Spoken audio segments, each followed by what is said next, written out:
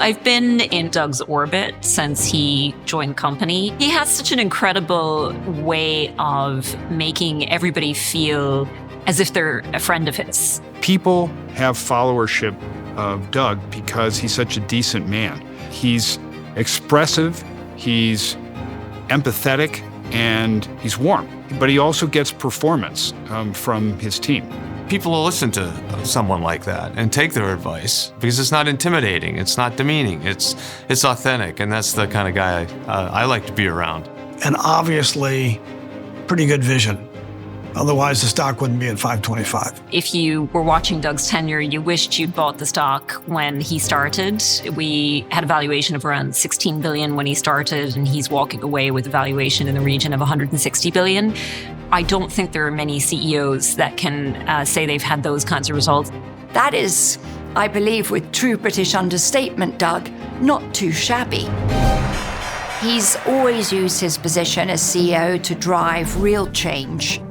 He's been bold, he has strong conviction in his vision, and he's just not afraid to make big moves or to challenge the status quo. You look at the last 5-6 years in particular, even today, we're still talking about the areas that Doug spotted early on, made bets on, and was very bold in positioning us. So he was an early recognizer of the profound impact and opportunity for us to deliver value for our clients around sustainability. And he was out in front in recognizing the shift in the financial ecosystem between public and private markets. He's transformed S&P from what people knew as a rating agency coming out of the financial crisis to a data analytical technology powerhouse that's at the front end of information and data for so many institutions. And I think that's his real impact. It's an impact that cuts across financial markets and analytical markets. That journey that Doug led the leadership team through to rebrand the company as S&P Global,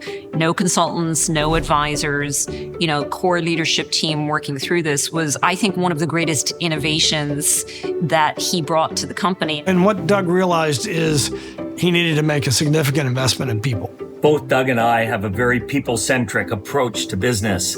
And so when we thought about how to pull people together around the merger, it was really important for us to identify those individuals that could lead through the challenges post two companies going together. And without that investment in people, we really couldn't have done IHS Markit. We worked through each of the issues, always in a professional way. And the speed at which we moved through that was, I think, the reflection of the incredible amount of thought and work that Doug had put into it prior to us actually engaging with Lance and the management team. He delegates, he doesn't micromanage, and if you delegate and don't micromanage, then you allow the culture within the divisions to kind of grow. So many people say the culture is amazing, what are you going to do to keep it? And my response to them is, I've stayed because of the culture. People just feeling that they can be successful here and feeling that they belong here. I mean, that's, to me, is just a lasting legacy of Doug. That is all Doug from day one when he walked in the door. Here at Claremont McKenna College, we have a very active, very dynamic board of trustees, and Doug has played a really essential role in it. His forward-looking nature has contributed immensely to the rather remarkable accomplishments of the college over the last several years.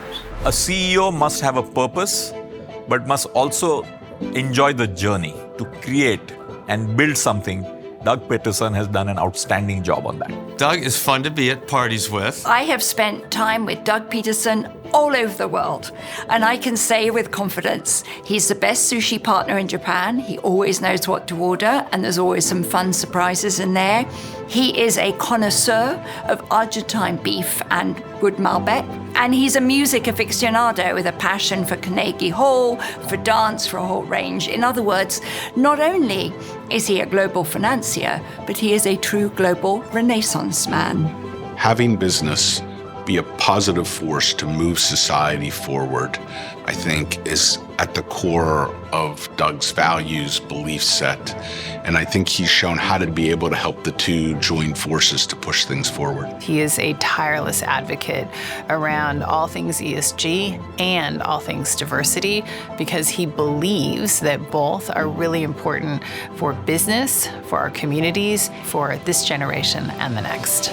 It's a pleasure to work with a guy who cares about not just his company and his own career, but about the people he works with, and more importantly, the community that his company operates in. This is something that's been Doug's thing forever, but this is Doug. He is a guy with curiosity.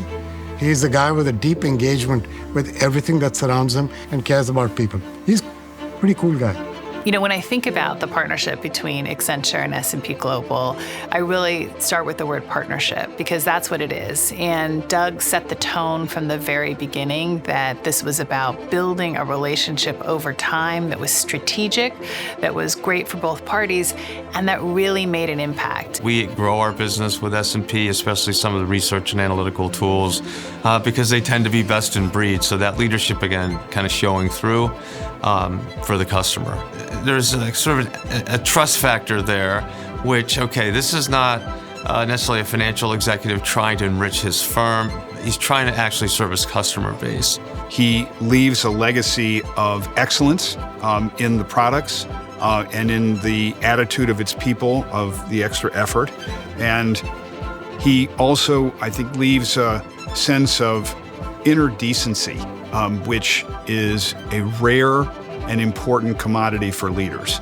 The biggest legacy individuals can leave behind is a stronger institution compared to what they started or inherited. Thank you, Doug, for everything that you have done for so many of us. I thank you, Doug. You're leaving a great legacy here. You've had a great chapter at S&P Global, but I know from experience, when you complete a chapter, you haven't completed the book yet. As long as he keeps those core values, he doesn't have to overthink anything else. He'll be a huge success in whatever he does next. Because I know you're not going to stand still. You're just, you have too much energy, too much passion to stand still. Hey, Doug. It has been wonderful to work with you over the past 3 years. What a ride it's been. You have left an incredible legacy and you've made such an impact. It's been an incredible journey under your leadership, and I'm so grateful for all the amazing moments along the way. It's been such a joy being part of your leadership journey.